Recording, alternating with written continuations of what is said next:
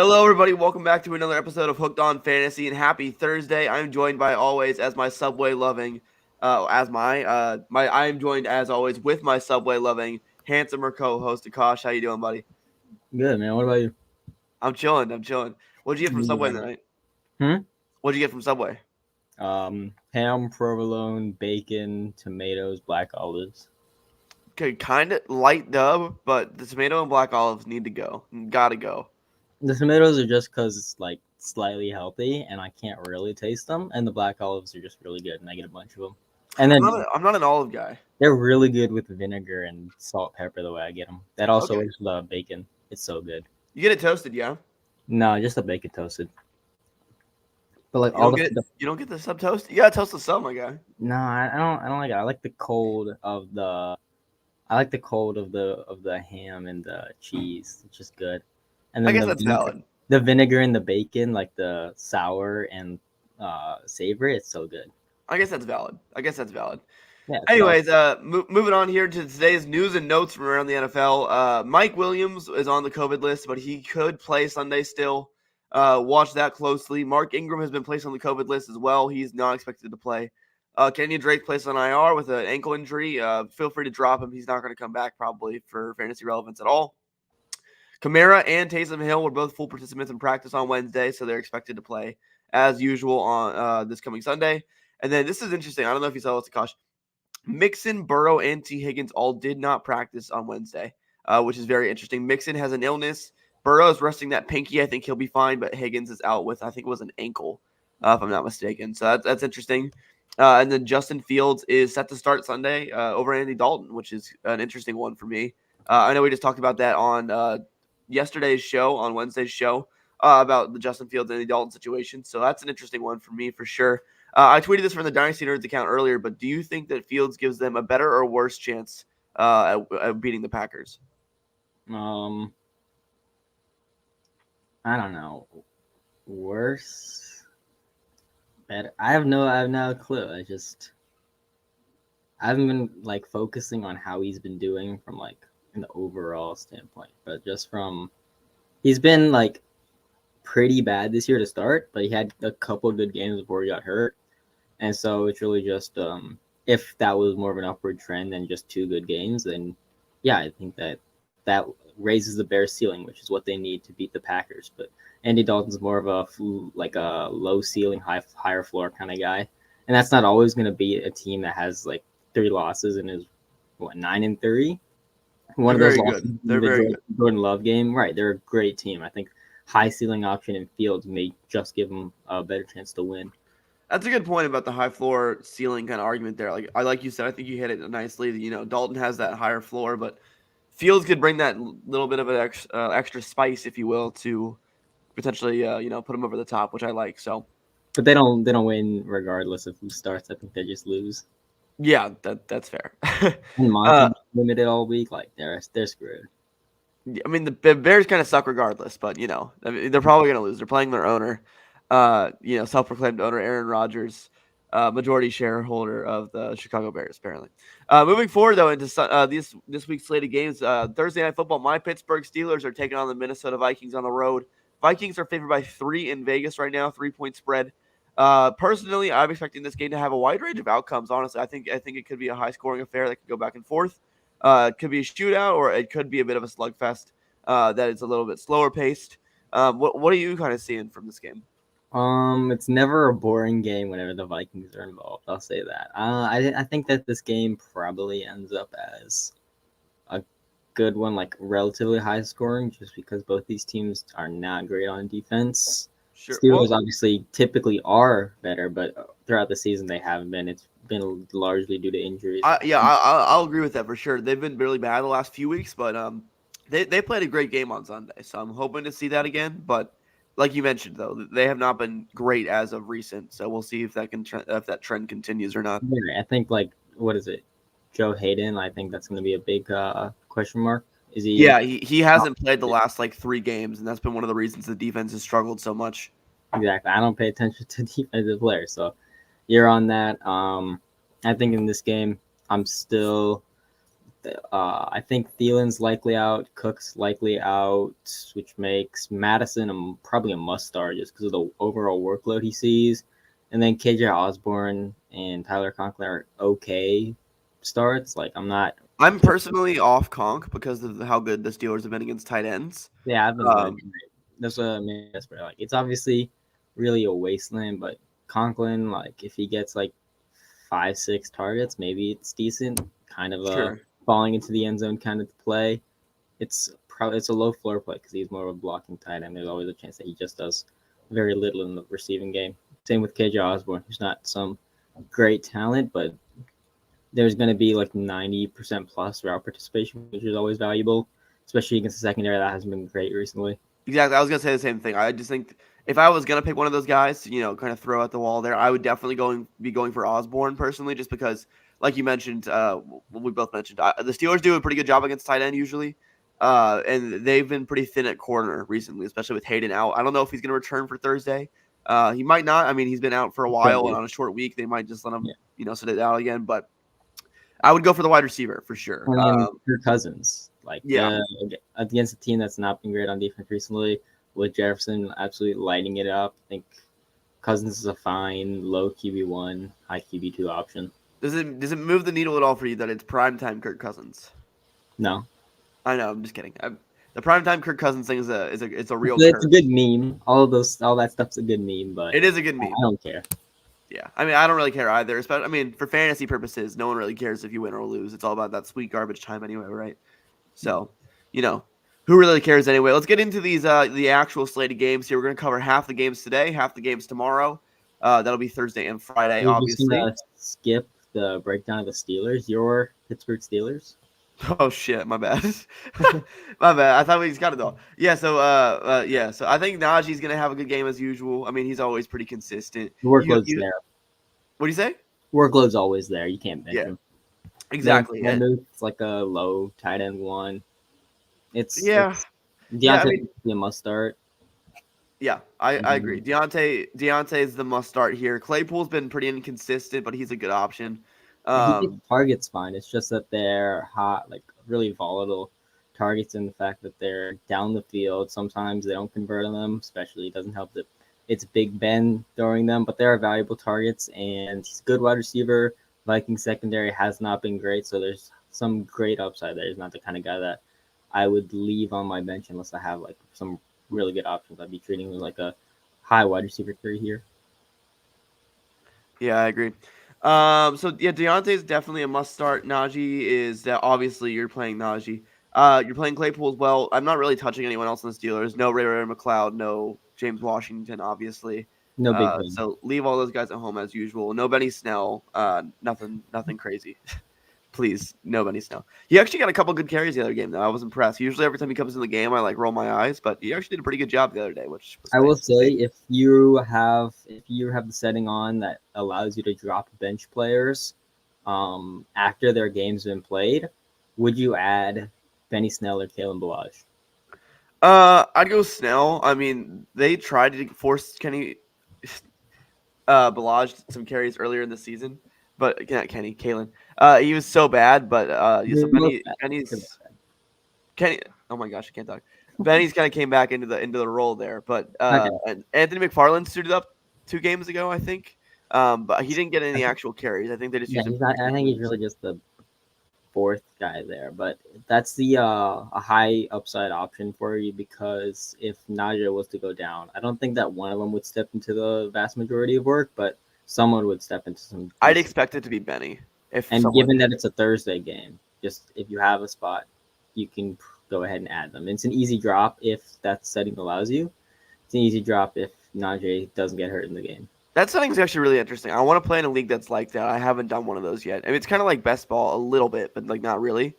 I think it's interesting. I haven't really done it. Have you played best ball, Akash?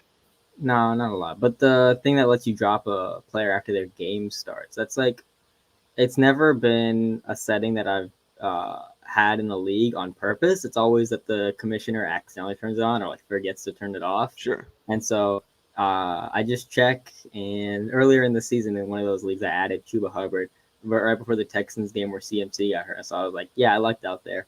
Nice. Yeah, I mean, I like that too. I think it was what was the other setting I saw on Twitter? I think it might have been Jeff Bell. I forget who it was, but they had a setting where after every week you could pick a player on your bench to plug into your starting lineup. I thought that That's was really interesting as well. Like after all the games were over, like you could like plug like one bench player in or like make like one sub, which is like a slight hybrid of best ball and redraft, which I thought was pretty cool. yeah. I thought that stuff like that's always very interesting. But yeah, moving on to the actual games now. I did not skip anything this time. Let's head into the Ravens and Browns here. So it's the Ravens going into Cleveland on the road. The Browns are 2.5 point favorites, which is very interesting to me. The Browns have not been very good as of I'd pick the late. Ravens. What do you say? I'd take the Ravens. I Like would too personally. I'm not too sure why the Browns are favored. Honestly, I think it it's might have something to do really with Marlon their Humphrey. home. Right, Humphrey plus the Browns are home, like extra time off the bye. I think it's like on a neutral field, all things being equal, this would be more of a pick 'em, but the Browns are home. But like straight up, I take the Ravens. Just Really, because, yeah, I agree. I'm just interested in this note you have in the doc here. It says start no one on the Browns except for Chubb, I guess. and yeah, because like the Ravens have been because you got to start Chubb, but the Ravens have been good against running backs. Like last time they played the Browns, they just shut down the running game to the point where the Browns pretty much abandoned the run, and that's not a thing they normally do. It's not something I'm expecting to happen again. But you're not going to bench Nick Chubb, but for Kareem Hunt, he really is more like a flex play because the Ravens are good against receiving running backs and the rushing game. So it's really like it's always like playing the maybe falls into the end zone and gets a few targets game for Kareem Hunt, and the fact that they like involve him so much is what gives him like his RB2 scoring, despite the fact that he really is a 50 like 45% opportunity share guy. But I think that this is a game where I'm looking if I have better options like that jump out. I'm not looking to start Hunt in because I don't expect him to be very involved, and I don't expect him to be very effective for with what he is given. Yeah, I agree 100%. Let's move over to the Ravens side of the ball here. I mean, you're starting the big three as you have in the doc here: Hollywood, Andrews, and Lamar.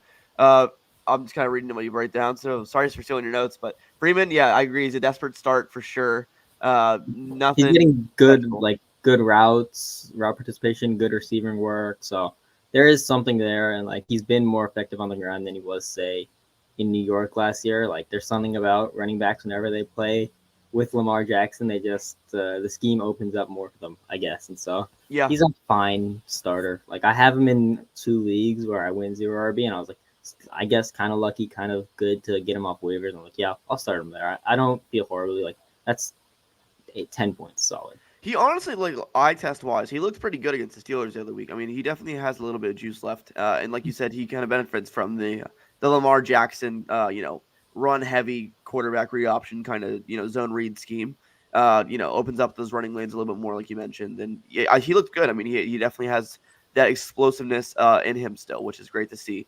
But yeah, I mean, I agree with you. A low scoring AFC North game is kind of in the cards here. So And I'm I'm definitely take the benching, Ravens if I was a betting man, but yeah, and I'm it's gonna be benching interesting.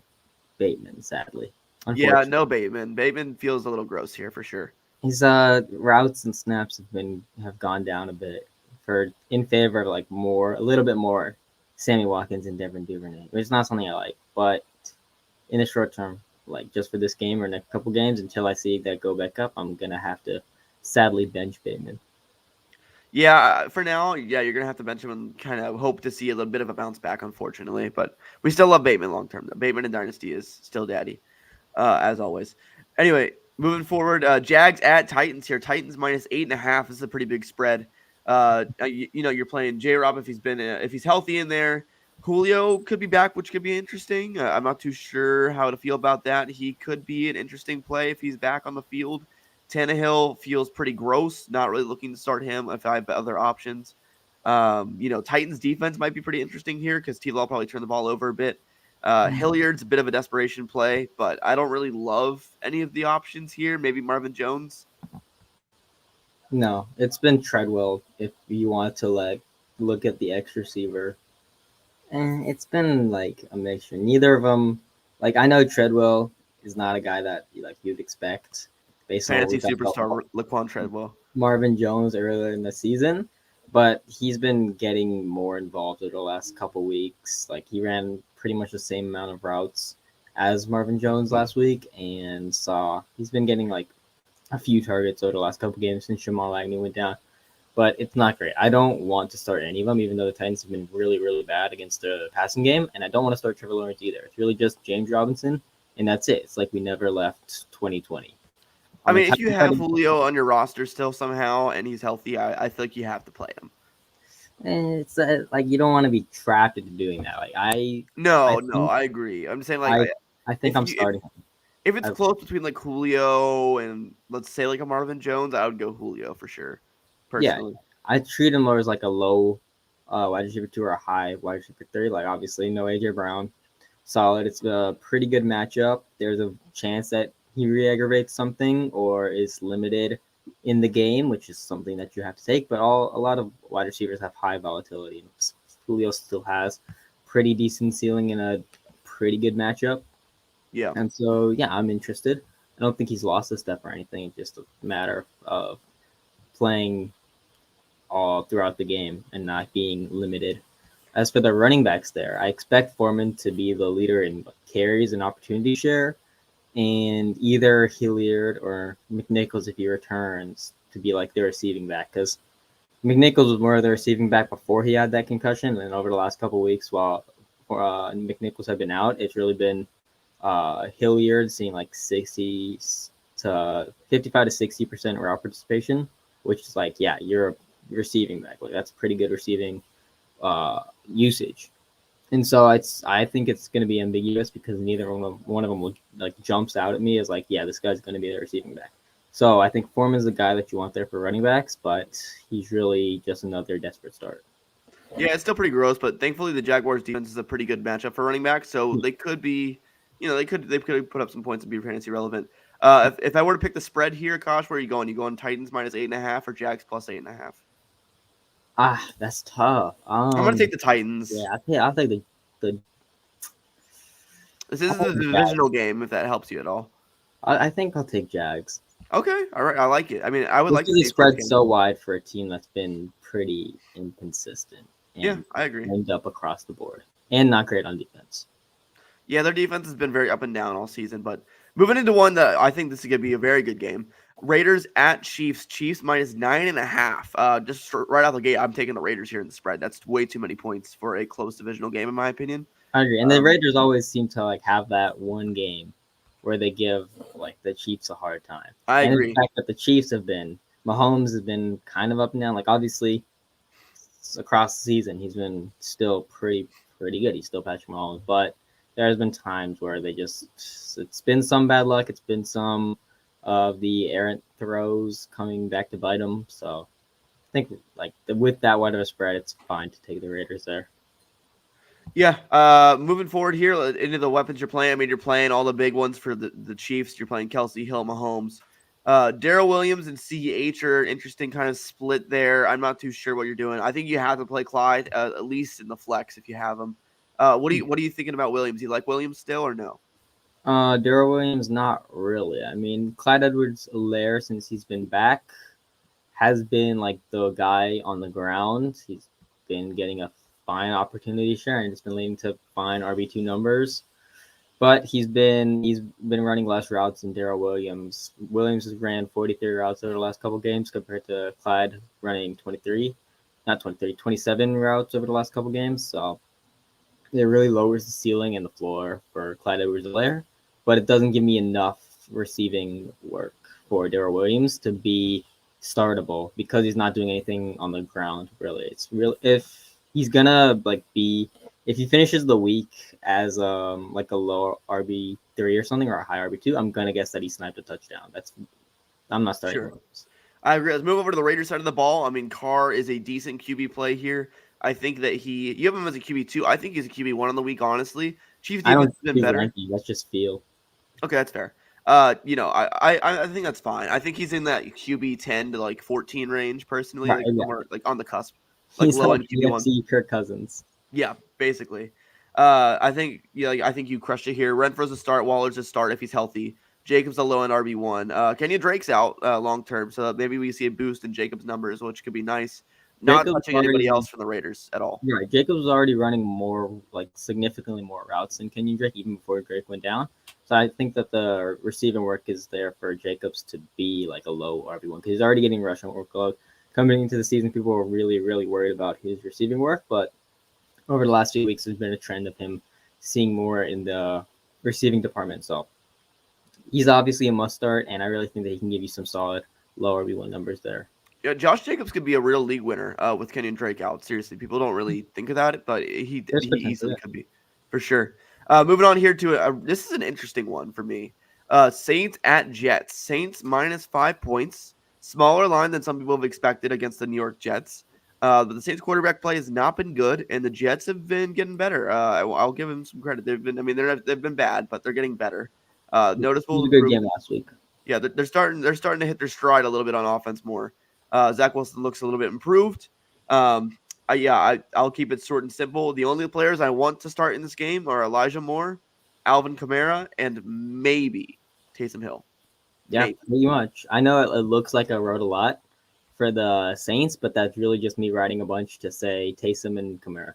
And don't touch Callaway or Tre'Quan Smith. Dude, Taysom was so bad, but he still put up a decent fantasy performance. I know. And the Jets have been solid against QB runs, but I'm still expecting like good rushing volume and obviously some good. I mean, he pass. has to provide that volume, right? Or else they're not going to move the ball. I mean, he has to.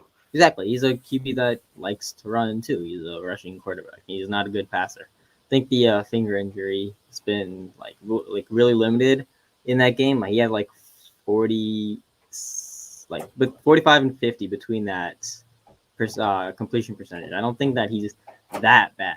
I think that's partly him being bad and partly the finger injury. So maybe he looks to rush a bit more. I think that he's a fine, like he's a white Cam Newton at this point. Yeah, kind of. A little bit, yeah. I mean, it's similar. From a Bad fantasy quarterback play perspective. who just runs the ball, Right. makes him viable. It's gross though. Not gonna. Mhm. Speaking of gross, give me the Jets +5 here, low key. I like it. Yeah, there's like a very real possibility that the Saints they have a good defense. They just crush the Jets on offense, and then Alvin Kamara and maybe some Taysom Hill runs just do enough for the Saints to beat the spread. That's what it's called. Not Yeah, Alvin Kamara is gonna carry the team on the back if they get this game for sure. Yeah, I would love to see like 10 targets for him. That'd be awesome. That'd be sick. Moving on here, second to last game of today's show, we have the Cowboys taking on Washington on the road. Only a 4-point spread. Dallas -4. Washington's been hot. Give me the Cowboys here -4. Personally, I think the Cowboys are better than people give them credit for. Honestly, you're starting a ton of players here. Ton of players. Yeah, Washington's been on a bit of a winning streak. Cowboys on a bit of a losing streak, but I still don't like Taylor Heineke to cover that. And against a defense that has been good across the season, I don't think that the Washington is going to do enough. Even if they maybe hang in there for a little bit, I think eventually, ultimately they'll lose. Cowboys, obviously, you're starting the same guys you always start in Dak, Lamb, Amari Cooper, Dalton Schultz. Do expect Lamb and Amari Cooper to be back. Lamb already was, but Amari, I expect him to be back to like what he is and like playing the vast majority of snaps. And so I'm looking to bench Gallup there. But you're starting the guys you always start on both teams, really. It's just really Gibson and McLaurin for Washington. Yeah, I agree. I think the story of this game, honestly, is going to be turnovers. If Washington can keep it clean, it could be a close game. But if Taylor Heineke throws a pick or two, it's going to be a blowout, honestly.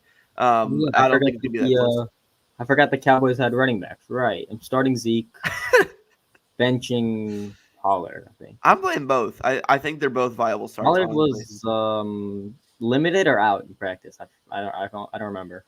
Okay, well, keep an eye on Pollard. I didn't see any reports from Rappaport or Schefter when I was He looking said that earlier. he'll be fine. This is just a small thing. But it is something to keep a note of. And Pollard, you're banking on that big play. You really are. I think he's crossed 10 points in 4 games this year. All of them, except maybe one, have had a long touchdown. More than Kyle Pitts. Yeah. I'm just kidding. Anyway, moving on. Speaking of Kyle Pitts, let's go to your Atlanta Falcons taking on the Carolina Panthers on the road. Panthers favorites -2.5 in this game. Yeah, hell yeah. Two garbage cans taking on each other here. I'll just let you take this here, my little beautiful Atlanta Falcons fan. Go ahead, let it rip. Thank you for that. Yeah, appreciate it. Falcons. I said start no one except Pitts and maybe Gage because Pitts. I know like the fantasy points haven't been. What about over. Cordell Patterson? Oh yeah, Patterson. I always forget running backs exist. Shit. Fuck. Oh no, it's fine. What about I Davis? always You forget running backs. I assume you don't like Davis. Patterson, Gage, and Pitts. Pitts, the production hasn't been there, but there is good deployment and good targets. So I'm really just chasing targets, Jerry. That's he's due. I mean, like I've no been kind of problem. like a quote unquote Pitts hater, I guess you could say. I mean, he's You're due. I just mean, memeing. You're memeing. yeah, I'm memeing, but like Yeah. I still like Pitts. I think he's too involved in the offense to not be played, and even though Exactly. it's been bad. You gotta play him. I mean, he's You due keep seeing to like hit. deep targets too. Like this He's due is to hit. he's a high upside player. Like week to week, there's a lot of upside. Panthers And defense so- is better than I think Panthers defense is underrated though, honestly. Yeah, they're a good defense. Last time they really kind of shut down Pitts. He still got decent looks, but I think they put like Gilmore on him. And it's like, what the hell are you gonna do if you're a rookie who's only like 21 years old? Cry. In like your 10th game? What week was that? Like Who knows? against Stephon Gilmore, you're almost here. But I still am playing Kyle Pitts. Yeah, I mean, you kind of have to, honestly. But let's move Right. over to the Panther side of the ball here, where things get a little bit hairy with, Cam Newton, the former fantasy football legend, and he has not been great throwing the football. Let's just say that his last This week performance. wasn't great. It was okay against in the game before that, but Yeah, I but think that was against last Washington. performance was literally Yeah. one of the worst QB games I've seen. the in a Dolphins very have long time. stepped it up on defense. Yeah, defense is important, obviously, but Cam is gross. Still looking to roll him out like as a QB2. Like, that's fine. QB2 is fine. I don't think I'm playing him. He's definitely not top 12 for me. Yeah, probably not. If I did rankings, I'd probably agree with you. DJ Moore never leaves my lineup because I'm just a big old target share and weighted opportunity rating kind You of do guy. love your DJ Moore, that's for sure. Hell yeah. I don't think he's seen like under 20% target share in basically any game this year. I think there might have been a couple, but it's really just been consistent greatness as far as earning targets and earning valuable targets. There's a lot to like there for Moore. I don't think I'll ever bench him. That's And fair. then Chuba Hubbard is like a fine RB2. I do expect Amir Dude. Abdullah to really take some of the ceiling away, a little bit of the floor too. He's a receiving back. Ran a lot more routes than Chuba when he was on the Panthers. I know he's on the Vikings early in the season, but now he's on the Panthers, and I do expect him to be the receiving back, but not enough to be startable in his own right, just enough to take away from Chuba Hubbard. But Dude, I honestly just don't know if Chuba's good enough. yeah, I don't think he's good. I just think that he sees Gross. opportunity. Right. There's a very real chance that Chuba Hubbard gets like 15 carries for like 40-ish yards, one reception or something, and then Cam Newton snipes a rushing touchdown. Amir Abdullah sees Exactly. That's what I was gonna say. I feel like I have nightmares of Chuba. but I'm still rolling out Chuba Hubbard where I need to as an RB2. Sure. I mean, you kind of have to, especially if you have the opportunity to play him. And he's like been on your bench for a while. You kind of have to play him. It just feels right. But I'm just scared of, like you said, like that full workload gets like 50 rushing yards and then ends up with like 8 points. It's just You still just gotta gross. still just chase the volume. Yeah, for sure. I mean, anything else you want to add to the game? I mean, that'll do it for the show. I mean, I'll probably be taking the Panthers -2.5, honestly, just because I think their defense is really good. But I don't love the spread, really. It's almost a pick 'em, honestly. Right. That kind of game makes me very glad that an NFL Red Zone exists because I do not want to watch Facts. that game. That's so true. It just feels really gross because like on one hand it's like that offense with like Cam Newton last time against the Dolphins, that was bad, and then you look at the Gross. Falcons across the season, you're like their offense has not been great, their defense has been also not great, and Dude, the Falcons, the quick tangent here. The Falcons, like, how have you guys not fixed your defense? I feel like you draft a defensive player in the first round like every season. And you Terrell's just, like, can't good. fix it. Terrell's been Terrell's good. good, but I mean, you know what I mean? Like, You need more than that. Panthers, like just like you said, what the Panthers did, they were bad on defense too, and then they drafted Horn, they drafted what is that on 2 defense? Who they draft like 8th overall right before Isaiah Simmons? Brian Burns. No, they No, drafted him before. what's his name? Someone's Crap. screaming at us as they're listening to this. I forget. Man. He came from Auburn. Derek Brown. Yeah. Oh yeah. Derek Brown's very good. There's like a lot of defensive additions, and they traded for some great players. He traded for Gilmore and for CJ Henderson too. That's So what's that's made great. them. That's what's making them. And they drafted Jeremy Chin too. It's been you just need Chin's been constant great. additions to the defense. Like that's what the Falcons are going to be doing over the next couple of years too, to build on what they've already done. Eventually, there's a lot of parity, like year to year in defensive performances. Like we saw the Cowboys be really bad last year, and it was like, oh yeah, I love drafting Dak Prescott in round 5 because their defense sucks. I'm like, no, I don't count on it, and then their defense doesn't suck. Parsons has been very good for them. He's almost single-handedly. Him and Trayvon Diggs have solved. You only need a couple good playmakers. That's all he takes. I mean, you're right. Honestly, the Steelers that had a bad defense, and then they got Minka fixed it. Watt broke out, and then they traded for Minka, and that's been it. A couple of other additions, but true. All right, well, that's going to do it for today's show, everybody. We will see you again Friday to finish up the Sunday breakdowns and bring you guys our starts of the week. So we'll see you there. Happy Thursday, everybody. Have a great day and enjoy the game tonight. We'll see you guys later. Bye-bye. Bye.